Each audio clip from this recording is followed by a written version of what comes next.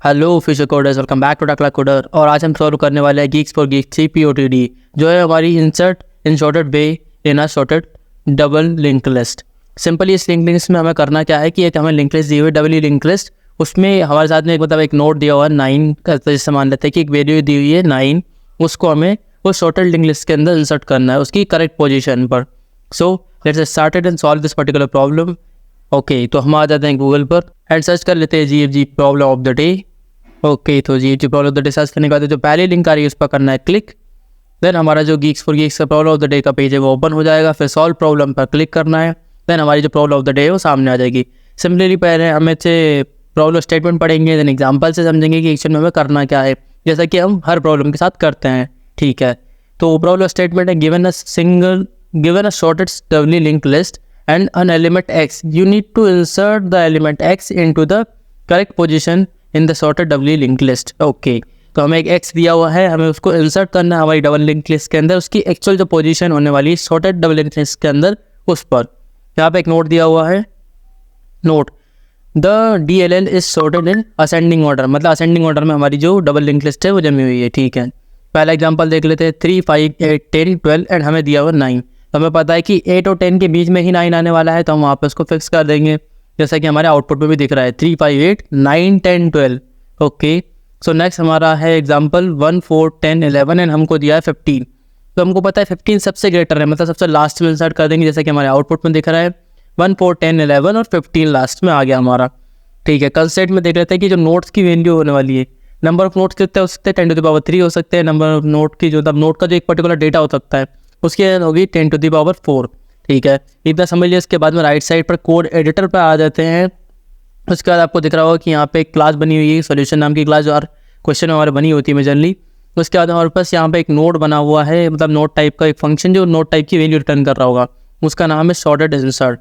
ठीक है, उसके अंदर हमारे पास हेड आ चुका है, जैसे कि क्वेश्चन में हमने पढ़ ही लिया था पहले प्रॉब्लम स्टेटमेंट में, और एक एक्स आ चुका है जिसका हमें रिटर्न करनी है वैल्यू। तो सिंपल पहले यहाँ पे एक लूप लगा लेंगे। पहले एक काम करते हैं, हम एक वेरिएबल बना लेते हैं, सबसे पहले एक नोड बना लेते हैं। ठीक है, नोड किसके लिए कि न्यू वेरिएबल एक्स के लिए, कि इसको इंसर्ट करने के लिए हमें एक नोड टाइप की वैल्यू चाहिए होगी जिसके अंदर इसका ये डेटा होगा। तो मैं नोड बना लेता हूँ, न्यू एन नाम से मैं नोड बना लेता हूँ। यहाँ पे सिंपली नोड बनने वाला है, यहाँ पे गेट नोड करके एक फंक्शन है, आप यहाँ पे चेक कर सकते हैं। ड्राइवर कोड में उन लोगों ने भी एक फंक्शन बनाया होता है, गेट नोड करके एक फंक्शन है, उसके अंदर हमें क्या करना है, सिंपली हमारा डेटा देना है, हमें नोड मिल जाएगा। ठीक है, तो यहाँ पर मैं लिख देता हूँ गेट नोड, और उसके अंदर हमारा डेटा क्या है, एक्स दे दिया, मैंने पास कर दिया। तो यहाँ पे सिंपली मुझे अपना नोड मिल चुका है। अब सबसे पहले मैं चेक कर लेता हूँ कि अगर हमारा हेड जो पहला वेरिएबल अगर वो नल हो जाए तो हमको क्या करना है, ये रिटर्न कर देना है, सीधा के सीधे जो न्यू एन हमने बनाया वही रिटर्न कर देंगे।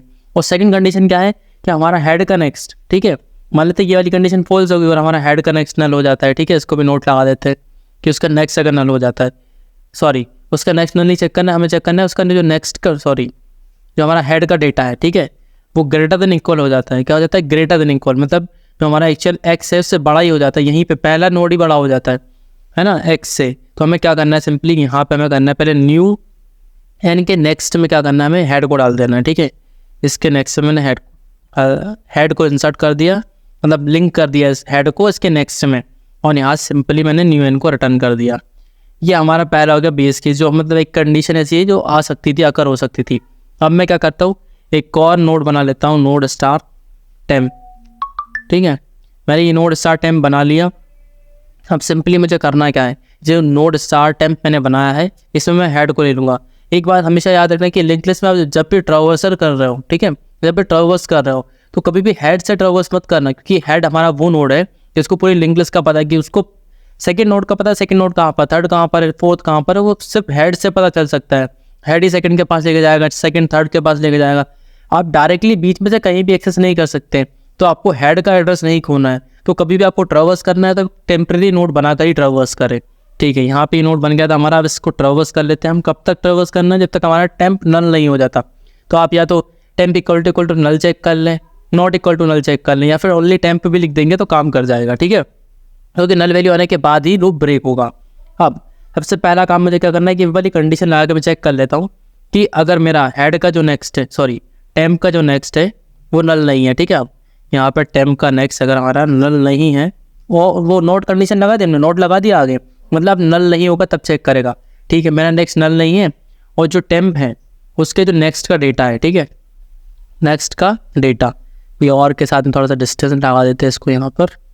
ओके, तो टेम्प के नेक्स्ट का जो डेटा है, ठीक है, अगले एलिमेंट का डेटा चेक कर रहे हैं, वो अगर ग्रेटर देन इक्वल हमारे एक्स के हो जाता है, ठीक है, मतलब जो अगला एलिमेंट है भाई उसका जो डेटा है वो हमारे एक्स से बड़ा है या बराबर है। तो हमें करना क्या है, सिंपल करना, हमारे न्यू एन के अंदर हम पहले चेंजेस कर लेते हैं। क्या कर लेते हैं कि इसका नेक्स्ट अब क्या हो जाएगा, टेम्प का नेक्स्ट हो जाएगा, ठीक है।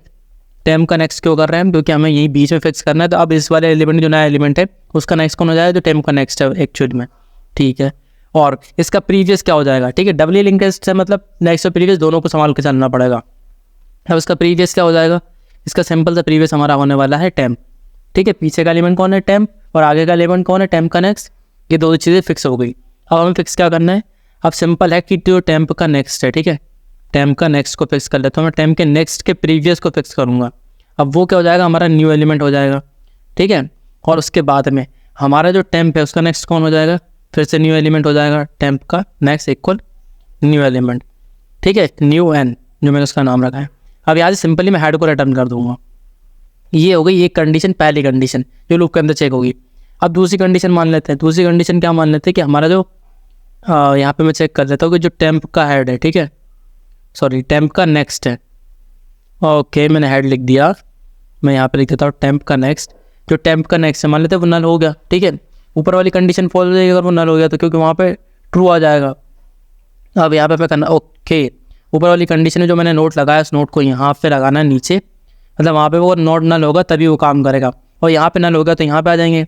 अब इसका नेक्स्ट एलिमेंट नल हो गया तो अब अपने को करना क्या है, लास्ट में, जैसे सेकंड एग्जांपल में था कि 15 वाला एलिमेंट कहाँ आएगा, लास्ट में आएगा, तो नेक्स्ट नल हो जाएगा।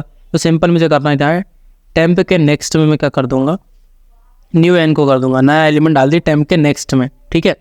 अब ये हो गया टेम्प के नेक्स्ट में हमारा नया एलिमेंट। इसके बाद हमें करना क्या है, सिंपल है, नया जो एलिमेंट है उसके प्रीवियस में हमको क्या डाल देना है, टेम्प को, उसके प्रीवियस में हम टेम्प को इंसर्ट कर देंगे कि भाई साहब टेम्प आप उसके प्रीवियस में आ जाओ। हो गया, यहाँ से सिंपली मुझे क्या कर देना है, रिटर्न हेड कर देना है। हो गया हमारा ये काम भी। और हर बार हमें क्या करना है, टेम्प को इंक्रीज बाय 1 करना है, तो टेम्प इक्वल टेम्प का नेक्स्ट करते जाना है, क्योंकि आगे आगे ट्रेवर्स करते जाऊँगा ना मैं, पहले नोट पर, दूसरे नोट पर, तीसरे नोट पर, ऐसे करके। सिंपल कोड हो गया। अब इसे कंपाइल करके चेक कर लेते हैं कि ये हमारा सैम्पल टेस्ट केस पर रन कर रहा है या नहीं, कि इसका इतना सी कोड है, ठीक है, एक्चुअल में। अब यहाँ पे कुछ इश्यू आ गया, टेम्प इक्वल, ओके, यहाँ पे वो लगाना था हमें, ठीक है, ये हो गया कंपाइल एंड रन। अब चेक करते हैं कि हमारा कोड सैम्पल टेस्ट केस पर रन कर रहा है या नहीं। सो सैम्पल टेस्ट केस पर सक्सेसफुली रन कर रहा है, आप आउटपुट चेक कर सकते हैं, ठीक है। अब सबमिट पे ट्राई करके देख लेते हैं कि एक्चुअली कोड हमारा जितने भी टेस्ट केस पर्टिकुलर कोड पर मतलब क्वेश्चन पर लगे हुए सारों को पास कर रहा है या नहीं। तो यहाँ पे एक्चुअल में कुछ प्रॉब्लम आ चुकी है, लेट मी चेक। 45 921, ओके, यहाँ पे क्या इशू है हमारा, सेकंड नंबर पे हमने इसको इंसर्ट कर दिया, क्यों हुई ये problem, let me check.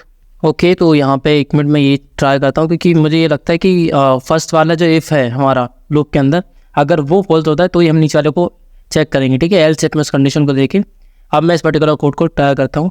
Okay, मैंने एक मिस्टेक कर दी, क्योंकि मुझे क्या करना था कि जो टेस्ट केस फेल हो रहा है उसी पे पहले मैं ट्राई कर लेता, ठीक है। अभी हमारा सिंपल टेस्ट केस तो रन कर ही रहा था, अब सबमिट करके चेक कर लेते हैं। लेकिन नेक्स्ट टाइम से आप ये चीज़ें ध्यान रखें कि इस पर्टिकुलर टेस्ट केस पे देखिए यहाँ पे इसी में वापस प्रॉब्लम आई है, तो इसी को कॉपी करके हम इसी पर्टिकुलर टेस्ट केस पर हम चला के देखेंगे कि कहाँ पे प्रॉब्लम आ रही है, ठीक है।